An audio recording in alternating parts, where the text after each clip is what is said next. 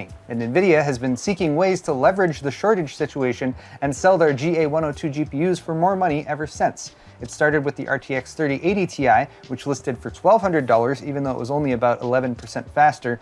And while it's certainly legitimate to argue that they're a business doing what businesses do and selling their product for what the market will bear, they've taken things a step further with the RTX 3080 12GB. The top two grievances are that there's no stated MSRP for the new version, and that NVIDIA withheld pre-launch drivers from the few reviewers who did have cards, in an apparent attempt to soften the launch day criticism, which they would have preferred went by with as little fanfare as possible, so the replacement RTX 3080, which we can now see is listing on EVGA's store for $1,250 to $1,300, could sell out immediately to scalpers with minimal finger pointing as to who is now profiting most from the shortage.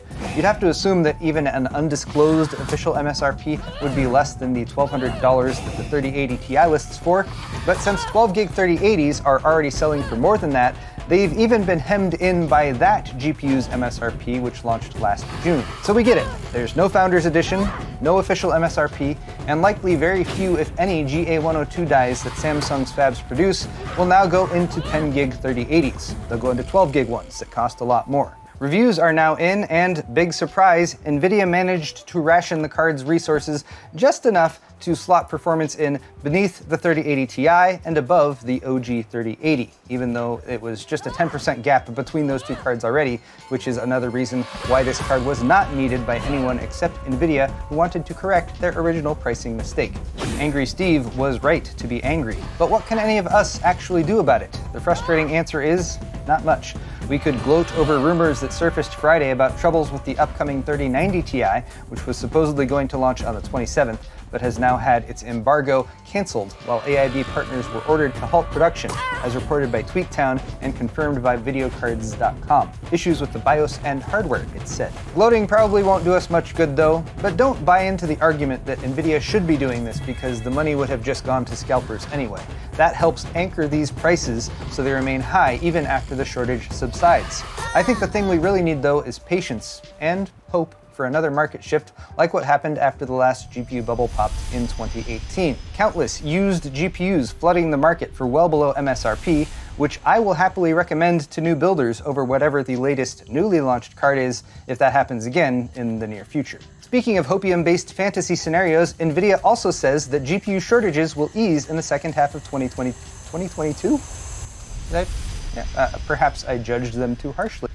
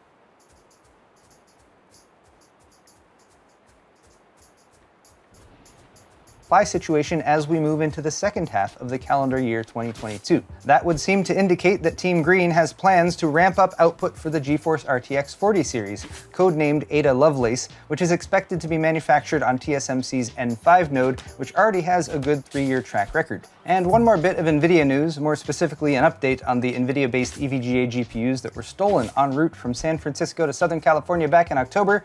They have been found and are now safely being sold in Vietnam by the Cong Nguyen PC store, Ho Chi Minh City branch, at least according to a Facebook post from a store customer whose 3080 Ti couldn't be registered with EVGA since it was on the ban list from last year's robbery. It was at least discounted though and sold with a limited 1-month warranty, so we'll see if EVGA's APAC team follows up with the store and if there's any more to this story. And hey, at least they didn't all just end up in a mining farm. Let's quickly dip into some AMD news next. After the Zen 4 CES announcements, it was inevitable that the chips would start to appear in the wild. But this was pretty quick. 2 engineering sample CPUs popped up in the public database of the Milky Way at Home project early this week, which appear to be Zen 4 based early Ryzen 7000 series samples. One was an 8-core and one was 16-core, and they have 1024 kilobytes of L2 cache per core, double what Zen 3-based Ryzen 5000X CPUs currently ship with. Because the CPUs were paired with an RTX 2080, TechSpot assumes the entries came from an OEM rather than AMD themselves, and there's not much info beyond that. Expect more leaks like this as 2022 progresses though, since Zen 4 Ryzen 7000 CPUs are expected in the second half of the year, along with the new socket LGA 1718 AM5 platform. And let's round out the main part of the show with a handful of stories about Intel, starting with a leak about their upcoming Raptor Lake CPUs, the follow-up to Alder Lake expected later.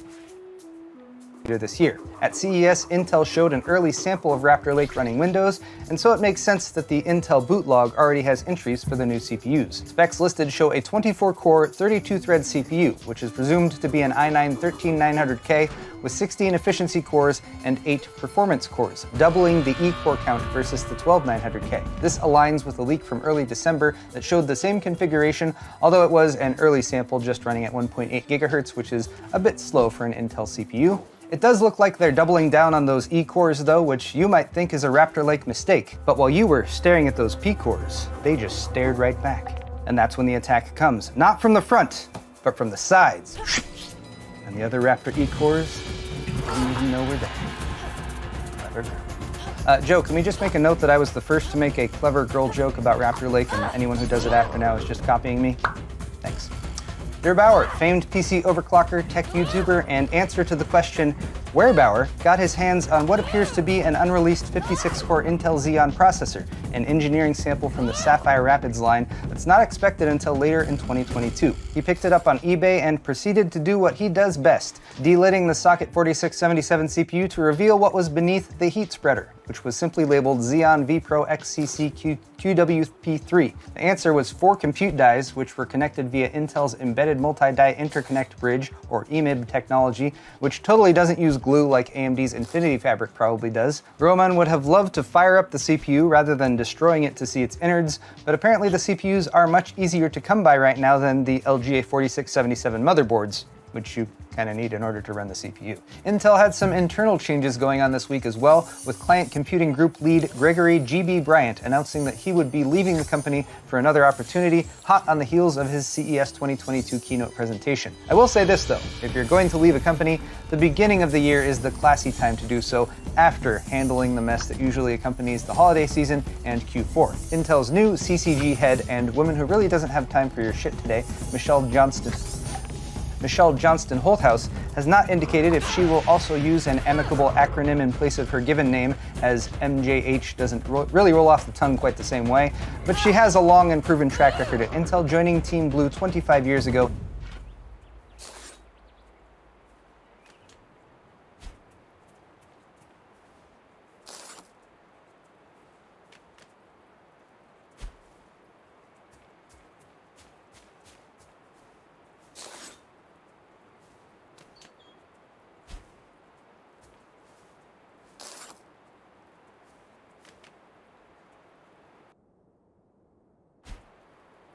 In 1996. She will also be joined by a new social media head as well, Leslie Douglas, as reported by Dr. Ian Cutress, and Leslie has already proved her social media acumen by including both emojis and a hashtag in her announcement post. Hopefully she can convince CEO Pat Gelsinger to do a TikTok dance next and really win over those youth demographics. Digitimes reported Thursday that TSMC has updated their 3nm fab plans, promising Intel additional manufacturing capacity by repurposing an R&D facility in northern Taiwan to be another N3 fab just for Intel. This will allow them to separate Intel's orders from Apple's, keeping information regarding products from each manufacturer secure from the other.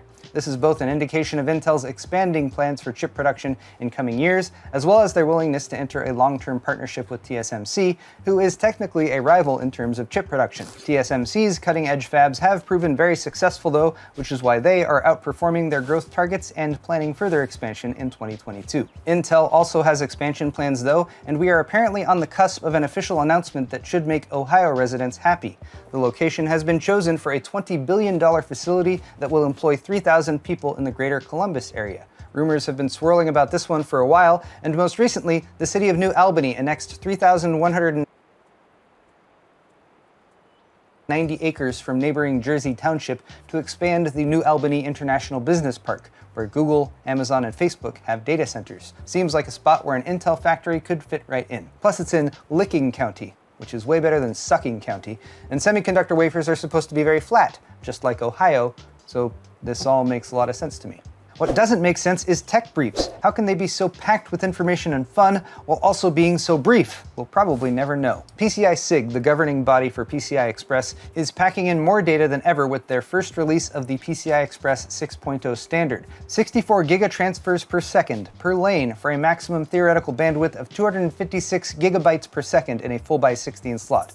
256 gigabytes per second. That's like this whole SSD, or roughly 4% of your hidden porn collection, going from here to there in 1 second. This will mostly help data centers and stuff, but it just really blows the mind. I can't even think that fast. Razer had to think fast when they got called out by Naomi Wu just after CES, where Razer's new Zephyr Pro RGB face mask won some awards and attention. Wu, aka Real Sexy Cyborg on Twitter, pointed out that the mask is not N95 rated. Only the filters appear to meet the particulate standards, and since N95 is an official certification granted by the National Institute for Occupational Safety and Health, or NIOSH, Razer was misleading people with the term N95 grade. After complaints gained traction, Razer removed all references to N95 grade filter from their marketing materials and emailed buyers to let them know that the Zephyr is not a certified N95 mask. Thanks to Naomi for calling this out, and she also suggested showing this video where she originally tried out the Razer Zephyr back in November and used her engineering skills to build a much more functional version. This video is linked in the video's description. Samsung mysteriously no-showed to their own event, an Exynos 2200 launch announcement that they teased at the end of December, which was expected to take place on Tuesday. The day came and went with nothing from Samsung, which is just a bit odd for a manufacturer of their size. A day later, though, Samsung decided to stop ghosting the world and told Business Korea, "We are planning to unveil the new application processor at the time of launching a new Samsung smartphone," which is probably the Galaxy S22, which will probably get announced at the Samsung Galaxy Unpacked 2022 event, which will probably be in early February. Or maybe there's some trouble causing a delay with Samsung's new flagship. That's completely unsubstantiated information, but maybe. Also unrelated, about 70 CES 2022 attendees from South Korea brought COVID-19 home from the show and had to be quarantined. That includes executives and staff from major South Korean companies, 20 reportedly from Samsung, and I'm sure none of them were the ones who were supposed to give that Exynos 2200 announcement. I didn't even say that out loud, so I'm not sure why you're thinking it. You should stop it. Stop that now. Speaking of stopping things, police are theoretically supposed to stop crime, but not in this hilarious story about cops who would rather hunt Pokemon than pursue criminals while on the beat. The goofy officers were recorded in 2017 hunting an errant Snorlax in Pokemon Go when one of those pesky robbery in progress calls came through. Ah, screw it, they said, and continued to drive their police cruiser around collecting digital cartoon characters. Just adorable. Speaking of video games and cops, GTA 6 will probably feature both of those things if it ever launches, and while some have given up hope on the series due to recent missteps made by Rockstar, there is now hope that the game might actually launch in the next 2 years, if financial estimates made by parent company Take-Two are any indication. They're expecting strong growth through 2024, optimistically enough that analysts say only a GTA release could make them so confident in their money-making abilities in that time frame. And the good news is they're talking about fiscal years, meaning that if true, the actual launch could be anywhere from the beginning of April 2023 to the end of March 2024. April 2023 is only about 15 months away. All they need to do now is promise a PC launch at the same time as the consoles, and it might be enough to make us forget how dirty they did us all with the whole GTA, the trilogy, the definitive edition remastered thing. Some wounds will never fully heal though. So there you have it, guys, tech news for the week, and I hope y'all are having a great start to 2022 so far. Your feedback is always welcome, so please feel free to leave me a comment down below. While you're down there, all the articles I talked about today are linked in the description if you're interested in further reading. You can also click the like button. If you enjoyed this video, check out my store. What is up, ladies and gentlemen? Welcome to the WAN Show. We've got a fantastic show lined up for you all today. Our big topics this week are Razer has egg on their face due to the unqualified product they asked you to put on your face. In other big news, NVIDIA dropped a new 12 gig version of the RTX 3080, and everyone definitely cared about that. What else we got today, Luke? Google calls for White House support to ensure that open source software projects are secure, and you can mine crypto on your electric car. Wow! Wow! Great, I'm really excited about that. I was just hoping that there would be more things I could mine crypto on. Let's roll that intro! Yeah!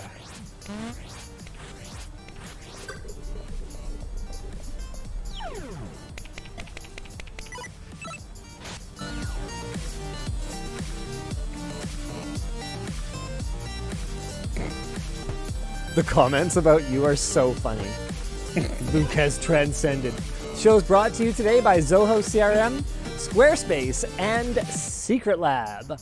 All right, why don't we jump right into our first topic, which is, of course, what the heck is going on with the stream today? Luke is missing from the nipples down, ladies and gentlemen. Look, I'm holding him up. I'm holding him up here. Oh, thank you very much. I appreciate it. Where'd you go? Where'd you go, dog? There's a person in my household who is sick, so we're trying to be safe, so I'm staying home. So I'm telecommuting today. Doing that safe stuff. Now, there were a couple people asking, well, why the heck didn't Linus just broadcast from home like you guys did?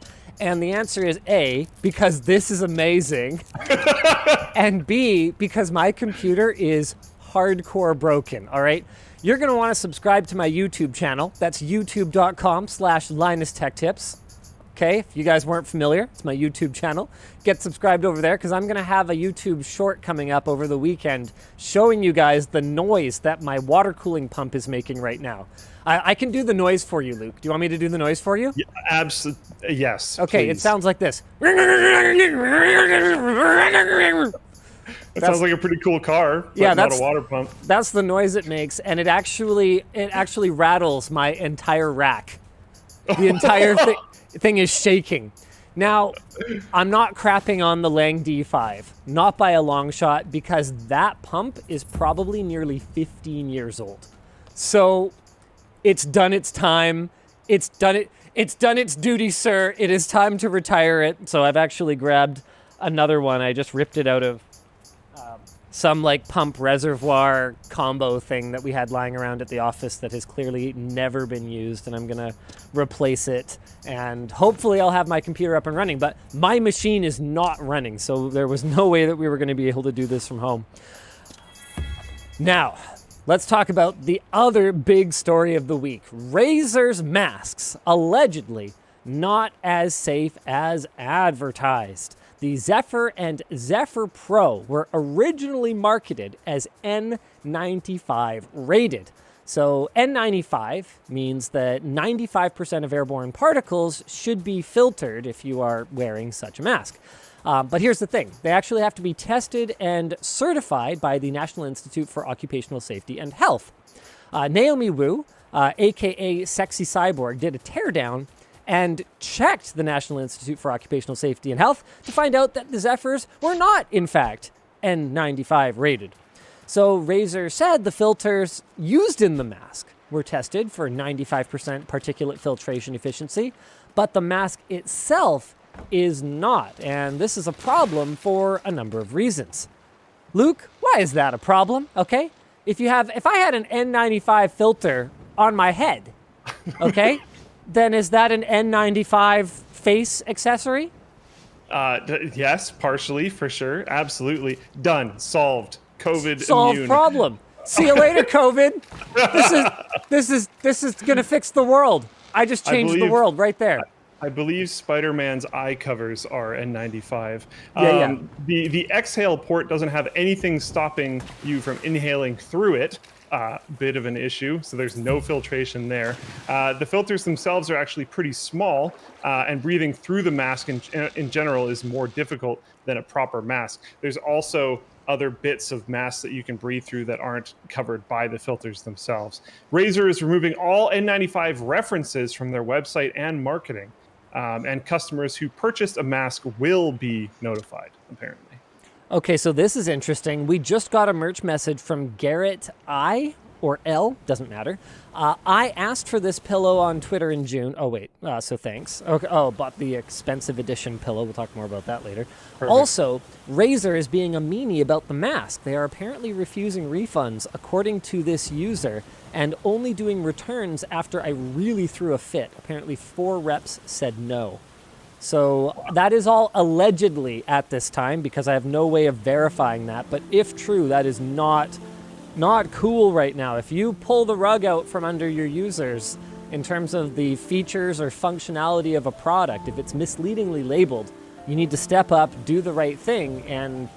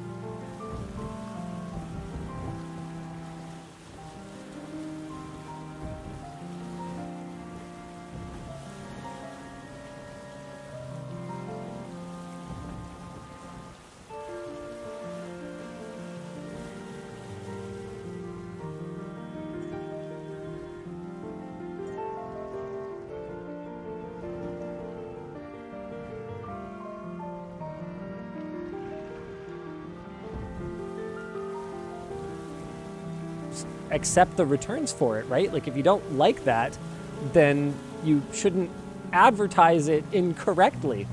I don't know. This does not feel like has been long enough that I think I'm just not going to worry about telling it. I don't care anymore. Honestly, I'm at a point in my career where I just don't really give anymore. So, this is not the first time that Razer has misled anybody.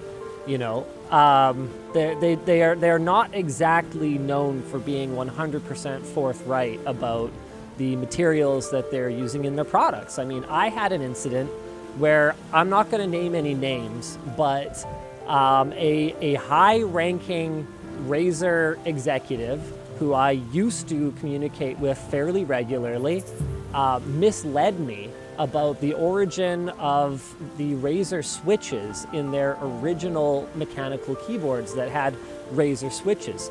I was told, maybe not to my face, since technically it was a phone call, but I was told flat out in no uncertain terms that Razer had engineered their own switches. And it's one of those things where, you know, as an enthusiast and as a As a skeptic, as a lifelong skeptic, maybe I wasn't a cynic yet, but definitely a skeptic at that point. Now I'm a cynic. I smelled BS, and there were a lot of signs that Razer had not, in fact, invented their own keyboard switch. Like, say, for example, the fact that they had completely recycled wholesale the diagram from Cherry's website showing how the plunger mechanism worked in the Switch. I mean, you remember that, Luke? Do you remember that? Yeah. It was ridiculous. And no matter how many times I prodded and pressed, this individual insisted that they had researched and developed their own switches. And I went, I don't believe you. And so what I did is, in the video that we ultimately made about that keyboard, I basically I actually don't remember exactly what I said, because I was torn. I was either going to say they're Kaiwa switches, which ultimately is what they ended up being, or I was just going to say they're Razer switches, they're a Cherry clone, they're being manufactured by someone else, obviously, other than Cherry, because Cherry would not even consider putting Razer branding on their switches. Get real. I don't remember exactly what I said, but I basically I decided not to go after them about it, because you never know, right? Sometimes miscommunications happen, and an executive might think something, and it's possible they're completely ignorant of the situation. And you don't want the actions of one individual to necessarily turn into an attack against an entire company, when the odds are I could have talked to just about anyone else and they might have been more knowledgeable about the situation. The point is that misunderstandings can happen, and I had decided at that time to give the benefit of the doubt. But, seeing this situation now, I'm kind of looking at it going, once is potentially a fluke. Dev Snack says, Razer's website still says this: Razer switches stand at the forefront of keyboard technology and innovation. Since creating our own mechanical gaming switches in 2014, we have continued to refine and design a variety of switches to suit every gamer and his needs. Well, okay, we got a couple problems with this. Number one, okay, you didn't create your own mechanical gaming switches in 2014. They branded them. You made a spec tweak to an That's a huge contribution to an existing Switch. And number two, his needs, Razer. That is not very 2022 of you. Yeah, that is actually not good. Every gamer and his needs. Legitimately change that. They should probably change that. Yeah. Twitch is already flipping out over it before I even called them on it. Oh no. Oh no, Rod from BS Mods. Yikes, girl gamers, ... I guess they just can't buy from Razer anymore, right? I know, right? Because it's only for his needs. Gonna have to support a better company. Ugh. Razer did a sexism. Yeah, it's one of those things. I'm honestly not going to call to cancel Razer over a misplaced pronoun that they probably put on their website many years ago. Yeah. But I do think they could improve their product.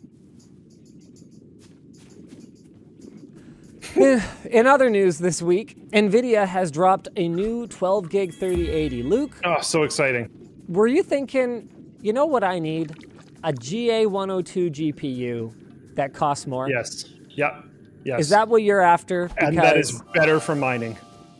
And that's better for mining. Okay, I wasn't even going to go there yet, but... we can get into it. It sports 8,960 CUDA cores over the 8,704 cored 10 gigabyte variant, plus 256 just in case, as well as 20% more cumulative bandwidth than the 10 gigabyte variant of the 3080 due to a 384-bit memory bus. There's a clock speed bump too. Base clock is up 180 megahertz, and boost clock nudges up 40 megahertz. That's actually like pretty substantial on the base clock. Yeah, the note says that too. Yeah, but these cards almost never run at base clock unless you're like suffocating them. So there's that. That's fair. Yeah. Base clock improves by 14%, but boost clock is only up 2%, blah, blah, blah. It's funky. It's weird. This 12 gigabyte RTX 3080 arrives just days after the company announced a new RTX 3090 Ti with faster memory and better performance. And Oh, this hurts to say, because the really high-end cards being really expensive is one thing, but a RTX 3050 for $249. Rough. The 12 gig 3080 pricing will be determined largely by board partners. EVGA has priced its own RTX 3080 12 gig at $1,249. But they're potentially not even going to be showing up in North America. We have a weird note about that. I'm not certain if that is for that specific brand or if that's for all of them in general. But it doesn't matter because you're probably not going to get them anyways. Nice. So you know what's really funny is I was going to contradict you there, and I realized that you're not the one who's crazy. I'm the one who's crazy. You were going through the cards that NVIDIA released recently, going, oh, well, there's the 3090 Ti, and there's the RTX 3050 for $250.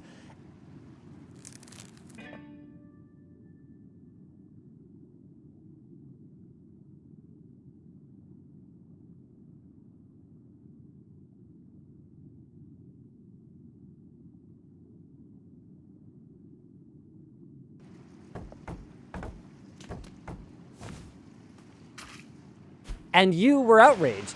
And I was about to jump in and say, that's a great deal. But, I mean, what did let's go back. Let's go back a couple of generations. Like, what did a GTX 950 cost? Yeah.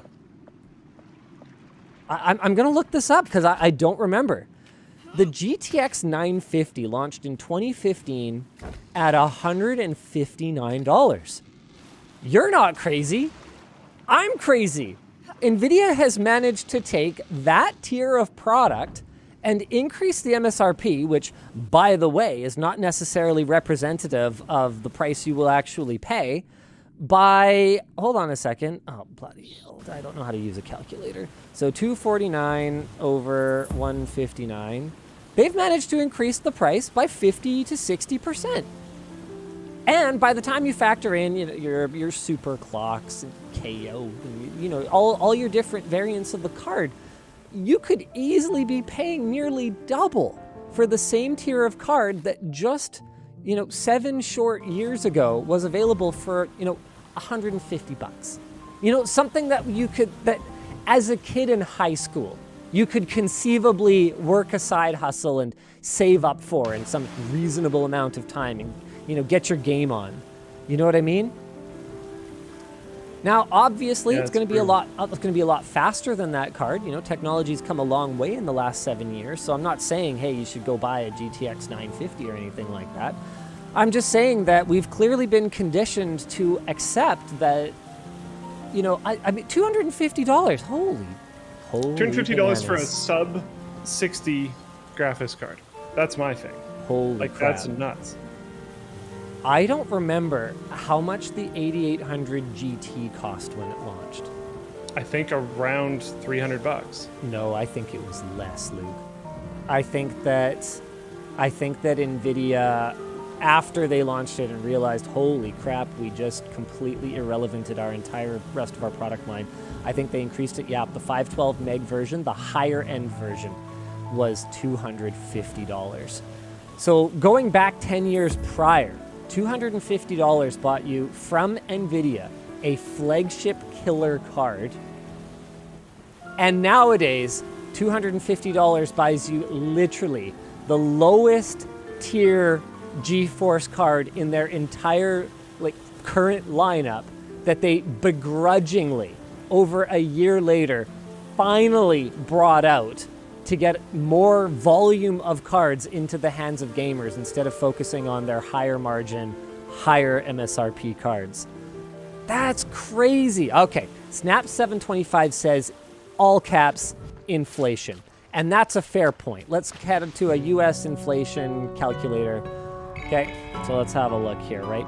The thing is, though, inflation's a funny thing because inflation for housing, for example, is a really different number from inflation for food, from inflation for tech. I mean, if you were to look at something like TVs, or actually even personal computers as a whole. I was looking at I was looking at a flyer from London Drugs from like 1995, right? Okay, so this is back in the Pentium era, right? And to buy a fully equipped desktop setup was like $4 or $5 grand. And that was just what a computer cost, because non-gaming home computers, $4 or $5 grand, yeah. Having a personal computer was absolutely not a given. So according to the inflation calculator, that 8800 GT, your flagship killer step-down card that comes a little bit later, should cost you $336. What kind of modern GPU can you buy for $336? And the other thing to consider is that in some areas of tech, we've actually got more of an opposite inflation thing going on. I mean, how much did a 42-inch TV cost 20 years ago? Riddle me that. What's a 42-inch TV cost today? A fraction. So if anything, it should be possible for technology to buck that trend. I mean, even Intel, who's not exactly known for giving consumers a deal just out of the goodness of their hearts.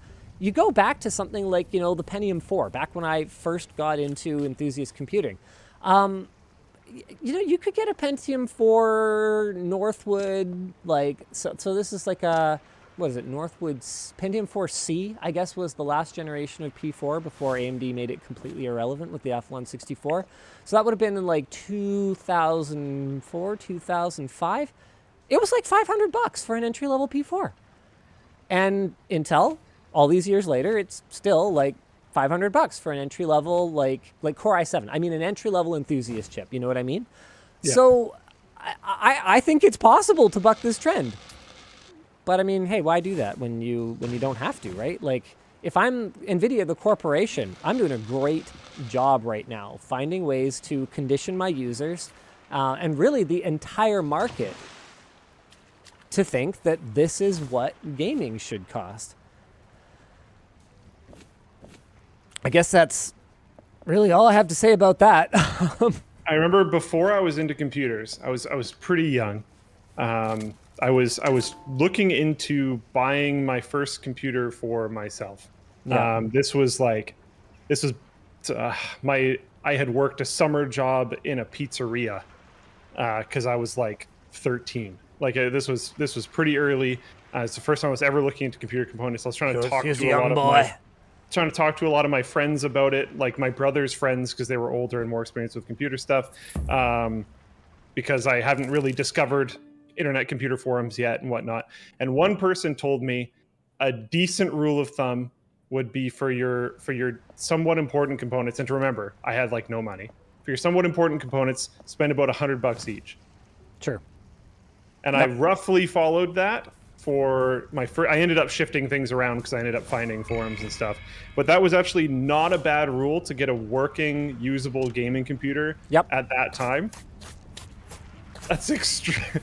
That's so nuts now. Like, it's kind of sad. JR6955 says, hey, despite the rising costs over the last years, Xboxes and PlayStations still cost the same. Now, that's a little misleading because NVIDIA, unlike Microsoft and Sony, doesn't get to continue to make money on you after you own the product, at least not to the same degree. I mean, I don't know what they're doing with everyone logging into the GeForce experience necessarily. There might be ways for them to monetize that data. I legitimately have no idea. I'm not accusing them of anything, I just don't know.